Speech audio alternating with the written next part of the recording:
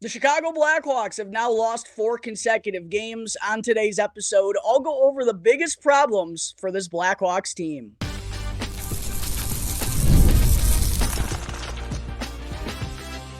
You're Locked On Blackhawks, your daily podcast on the Chicago Blackhawks, part of the Locked On Podcast Network, your team every day. What's going on, everyone? Welcome back to another episode of Locked On Blackhawks, part of the Locked On Podcast Network, your team every day. As always, I'm your host, Jack Bushman. Quick reminder off the top to please go and hit that like button for me, comment down below, and most importantly, to subscribe to Locked On Blackhawks on YouTube. Even if you're someone who regularly listens through an audio platform, please make sure to jump on over to YouTube for me and to hit that subscribe button. It's 100% free, will not cost you anything, and really does help me out tremendously as I'm closing in on my goal of 2,000 subscribers.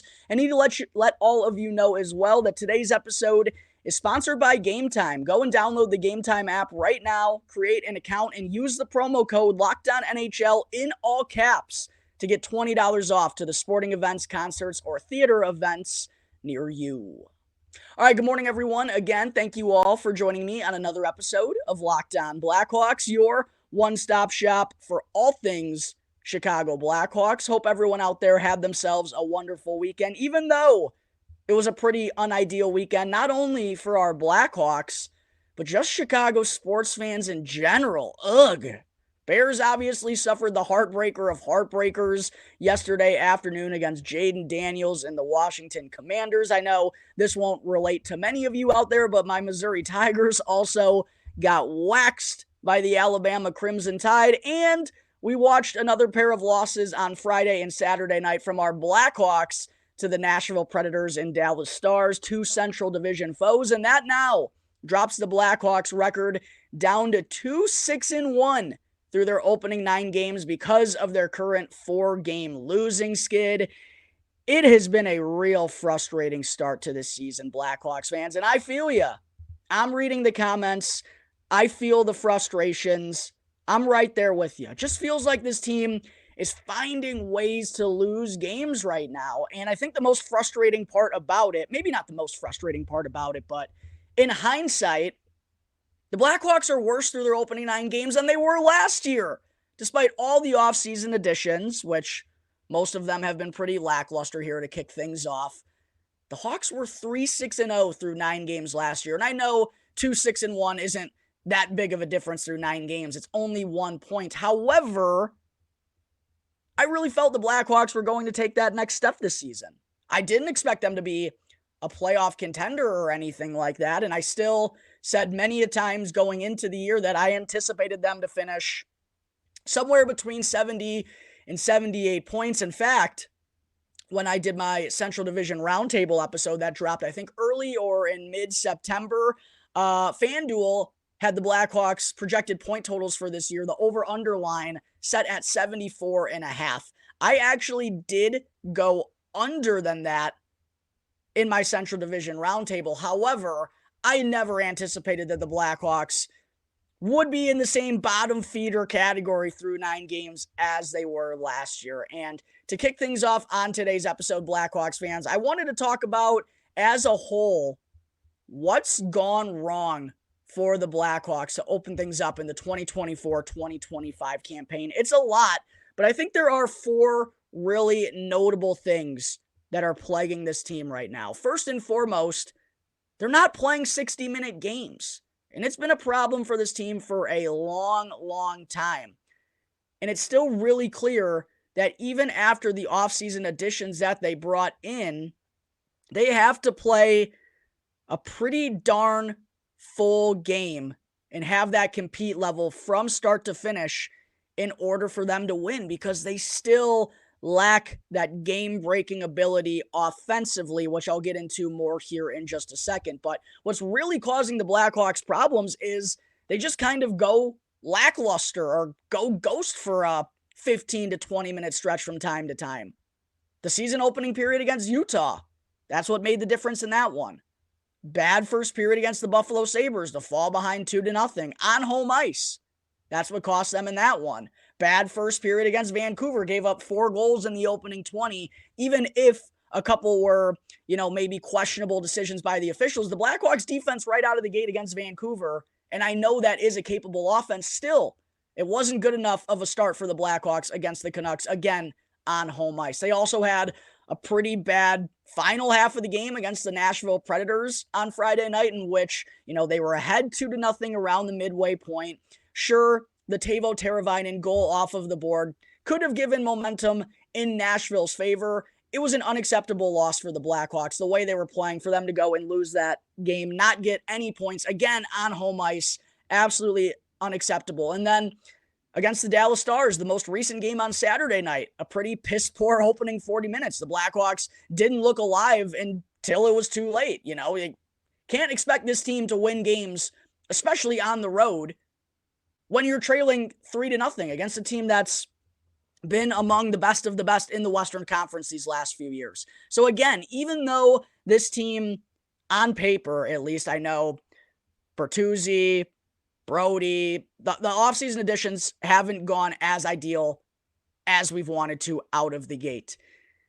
Even though this team is more talented than last year, though, they still can't take their foot off of the brakes at all.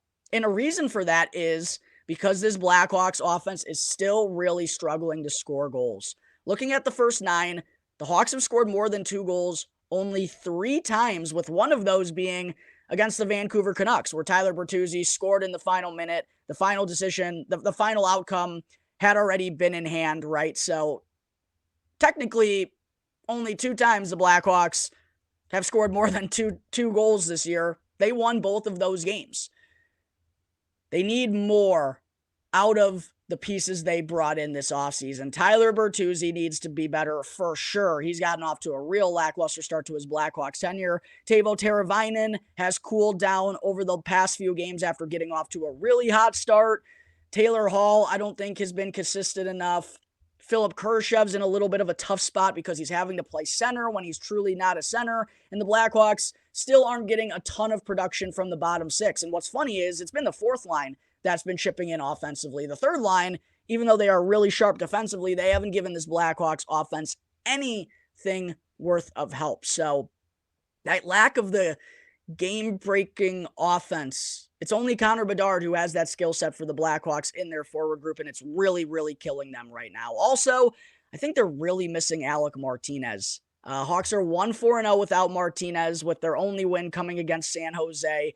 That also, with Martinez out of the lineup, now you have to play 2 of the youngsters on the back end instead of just one of them. We've seen Nolan Allen and Wyatt Kaiser both have to be in the lineup the last few for the Blackhawks. And it also just leads to a more lack of depth, kind of like we saw last year, because without Martinez, more guys have to step up and fill that gap. Jones and Vlasic are being relied on a little bit more. It's kind of just a domino effect for the Blackhawks. So they're certainly missing Alec Martinez. The defense has not been nearly as sturdy without him. They've given up 17 goals during their current 4-game losing streak. And then the last is kind of a point I've already touched on. The offseason additions just haven't been good enough. And I think this goes in 3 parts. Kyle Davidson's offseason additions have not been great.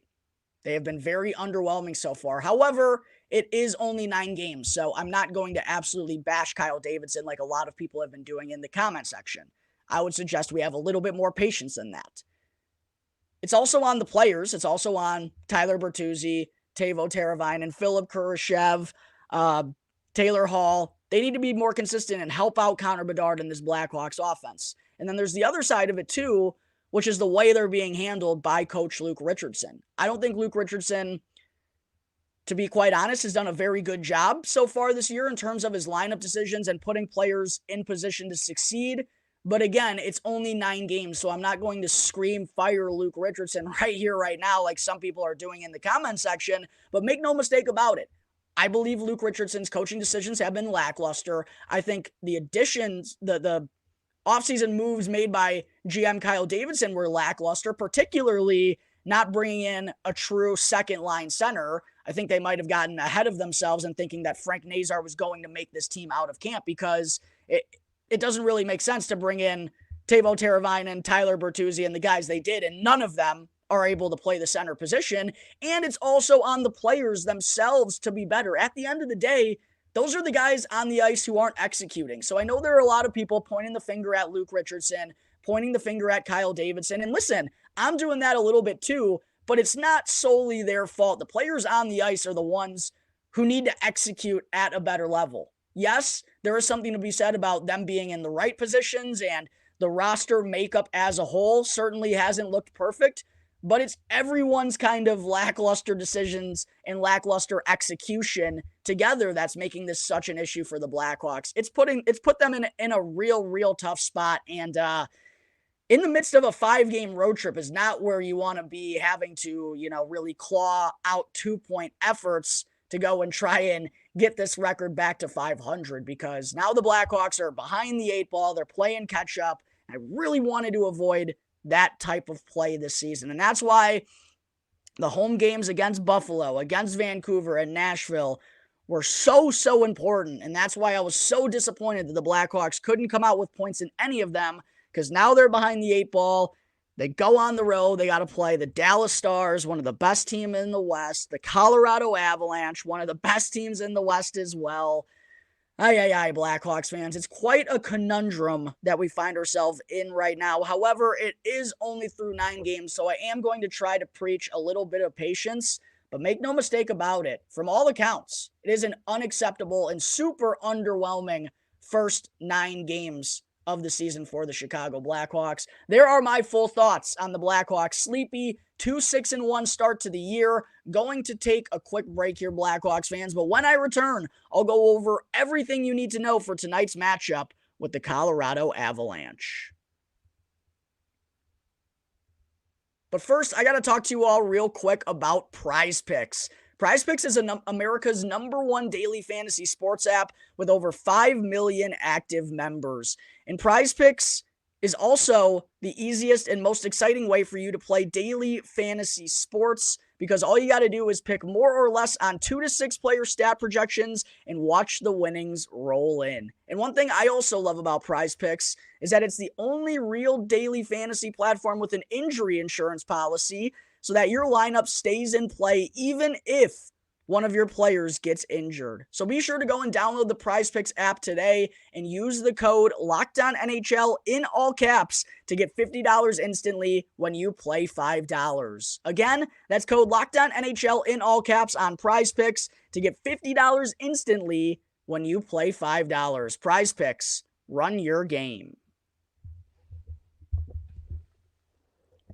Back here on the Locked On Blackhawks podcast. Apologies, I had to plug in my laptop real quick. Part of the Locked On Podcast Network, your team every day. Real quick, did want to say thank you to everyone for making Locked On Blackhawks your very first listen of the week. For your second listen, make sure to go and check out the Locked On Fantasy Hockey League podcast. Become a fantasy hockey expert and get the edge over your league mates with daily tips from Steal and Flip. Find Locked On Fantasy Hockey on YouTube or wherever you may be listening to your podcasts. Segment 2. Blackhawks are back in action here this evening in the second game of their current 5-game road trip, as they'll be taking on the red-hot Colorado Avalanche here this evening with an 8 p.m. Central Time puck drop. Game is going to be broadcasted on CHSN. Friday night against Nashville, of course, was a Hulu plus ESPN plus, so some more people in the Chicagoland area were able to tune into that game. Still don't have an update on CHSN and Xfinity, which is such a freaking joke. But they got a deal done with Fubo TV. Oh, excellent. I'm sure that's going to help out a lot of people.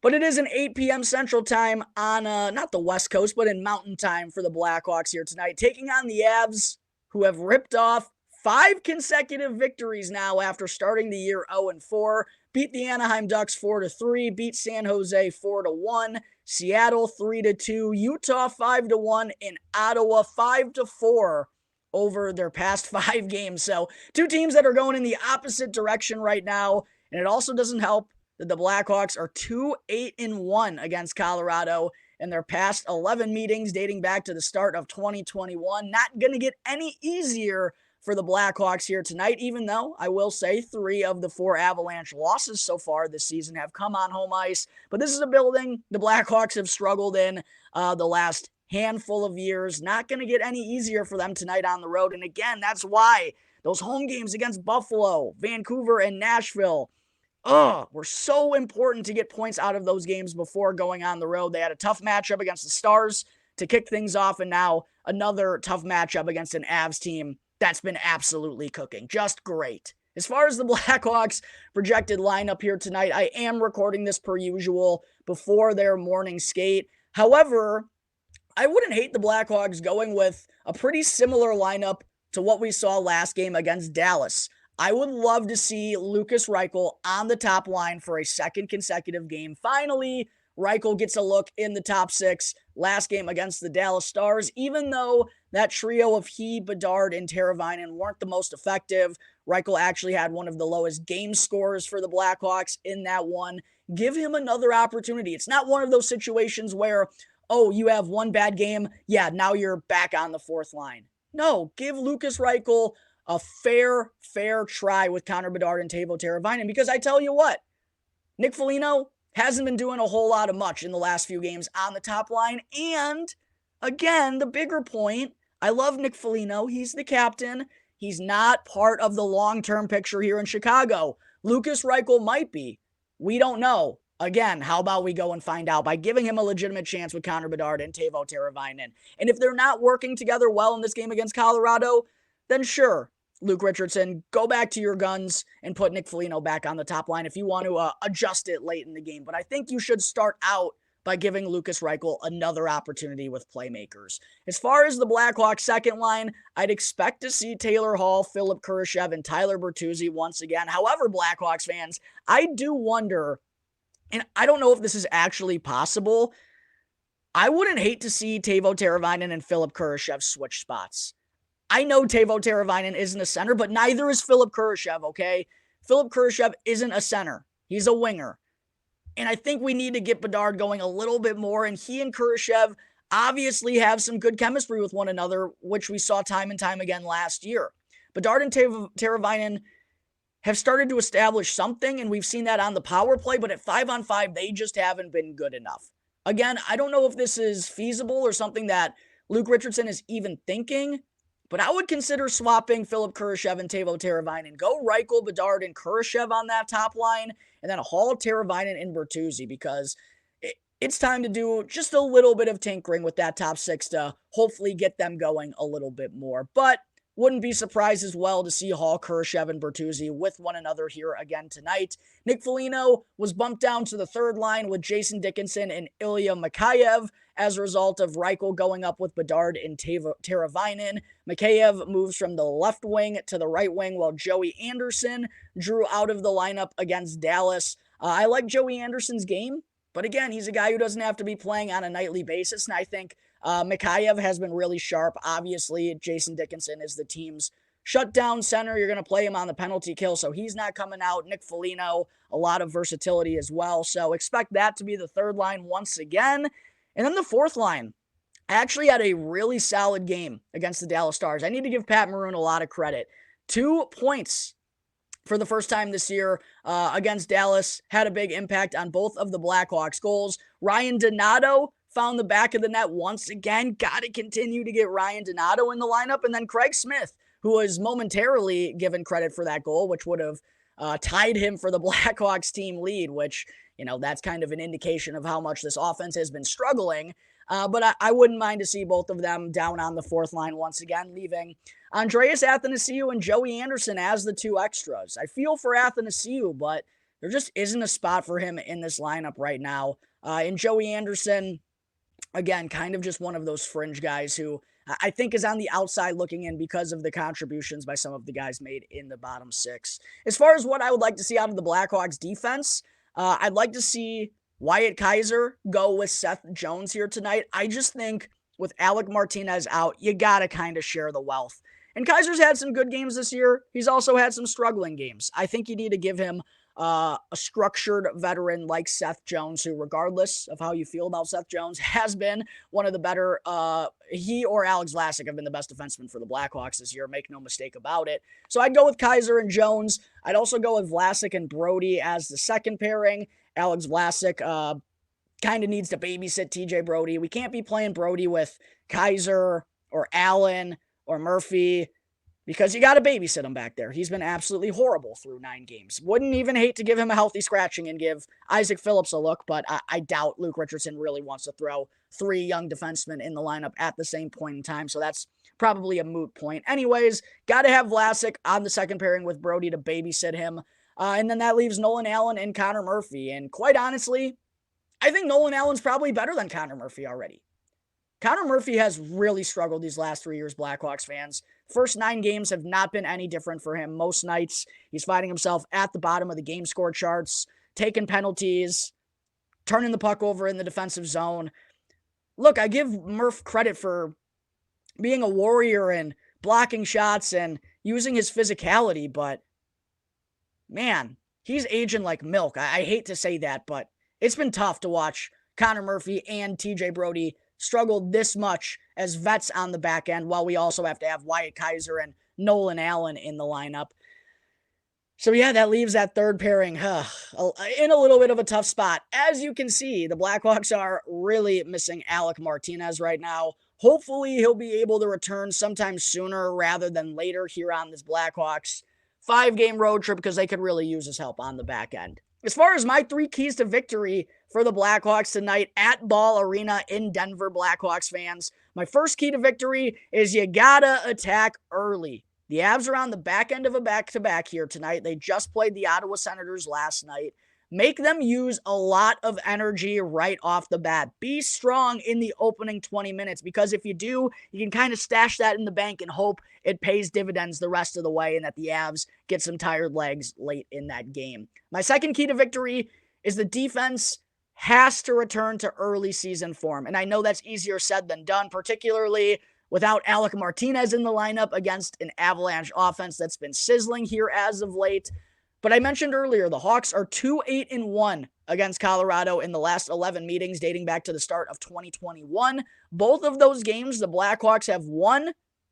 They've held Colorado to only 2 goals. So it's pretty clear. Again, it's not going to be easy, but the defense has to be structured. No breakdowns, nothing easy. Get the puck out of harm's way as much as possible. If we can hold the Avs, to even 3 goals or fewer, that's going to be a huge boost to the Blackhawks' chances, because if they allow 4 or 5, they're not going to be able to match that offensively. And also, I'm going with key 2.5 here to sneak this one in as part of the defense being solid here tonight. Got to have eyes on the Stars at all times, because Nathan McKinnon, Cale Makar have not skipped a beat to open things up this year. Both of them are on a 9-game point streak to begin the season. They are the second forward and defenseman duo in NHL history to open the season with a 9-game point streak. So they're certainly buzzing. Mikko Rantanen, the Moose, is always dangerous. And Casey Middlestad has gotten off to a really nice season for them as well. So got to have the eyes on the Stars all times when they're on the ice. Third and final key for the Blackhawks is you got to take advantage of a bad Avalanche penalty kill. The Avs are 29th in the NHL on the penalty kill and 29th in the NHL in goals against this year. That's been a weak spot for them. And I know the offense for the Blackhawks has really struggled, as I mentioned. Only scored more than 2 goals. Technically, they have 3 times in 9 games, but it's really like they've only done it twice. The power play needs to chip in tonight. The special teams has been lackluster for the Blackhawks in the last couple of games. If they want any hope of taking down the Avalanche in their own building tonight, I think they got to get at least 1 goal, maybe 2 on the man advantage. Last but certainly not least, my best bet for the Blackhawks in Avalanche tilt tonight, again, starting at 8 p.m. Central Time. Looking at the lines right now, the Hawks are plus 188 on the money line, while the Avs are minus 230. Hawks plus 1.5 is minus 134, which I really don't love. Minus 1.5 for the Avs is plus 112, which I think is a really good number. I never bet against the Blackhawks, even though I probably should. But what I will say is if you are someone who is willing to bet against the Blackhawks, minus 1.5 for Colorado being plus 112 is a really good number, I think. And then the over-under is perfectly even at 6.5, over -110, under -110 as well. Looking at the lines for goal scorers, McKinnon the favorite at -110, Rantanen next at +105, Ross Colton at +200, Connor Bedard at +200, Casey Middlestad at +260, Teuvo Teravainen at +300, Tyler Bertuzzi at +310, and then Cale Makar at +310 as well to round things out.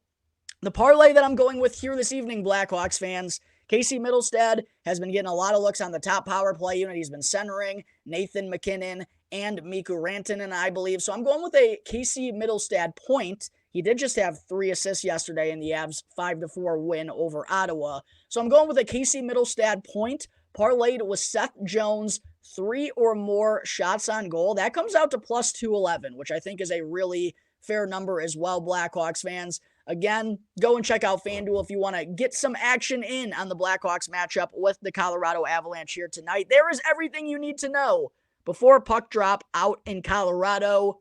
One final break to take on today's episode, but when I return, I'll dive into our weekly Mailbag Monday fan segment. But first, I got to talk to you all about the fine folks over at FanDuel. To all my NFL fans out there, you can now start the season with a big return over at FanDuel, America's #1 sportsbook. So when you get a hunch in the middle of the game, you can check out the latest stats, view live play-by-play, and so much more on the same page where you also happen to place your bets. And how about the Chicago Bears? Tough loss to the Washington Commanders last week.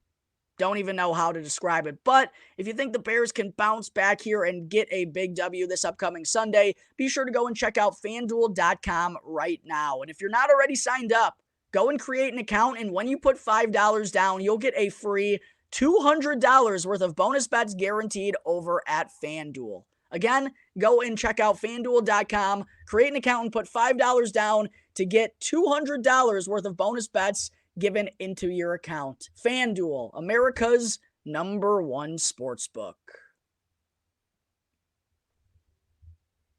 Segment 3, time for another Mailbag Monday here on the Locked On Blackhawks podcast, where, of course, I answer questions from you, the listeners, right here on the show. Again, a reminder to please go and reach out with your Blackhawks questions so that I can answer them this time next week. You can easily drop them down in the comment section here on YouTube. You can also DM me on any one of my social media accounts or even email lockedonblackhawks@gmail.com. First question I have comes from James Strata, who asked, Jack, why is Oliver Moore playing the third-line center spot for Minnesota this season? Should we be concerned about his upside if he's not even in Minnesota's top 6? Yeah, I've seen a couple of questions like this, James. And the answer, to be quick and brief, is no. I'm not worried about Oliver Moore's upside whatsoever, and I do think he could be playing the second-line center spot. They have a couple of returning starters in their lineup. They're one of the deepest teams in all of college hockey.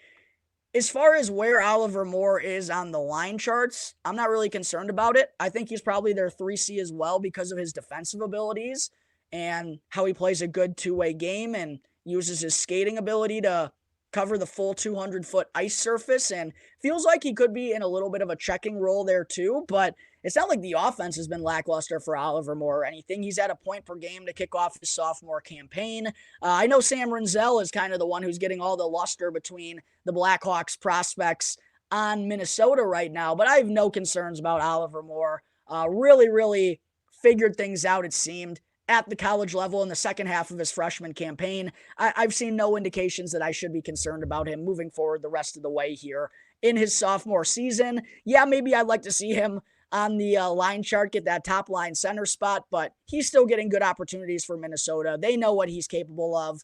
And no, I'm not worried about his upside whatsoever because he's not in the top 6 right now for the Golden Gophers. Next question comes from @RCaldy1908, who asked, just plain and simply, why is the power play so awful? And it's really not that awful. The Blackhawks are 15th in the power play this season, but it has been very lackluster these last 3 to 4 games in particular. First off, they really struggle to enter the offensive zone because still a problem of theirs for far too long They're not a team that can chip the puck into the offensive zone and go and win it. They're such a transition offense.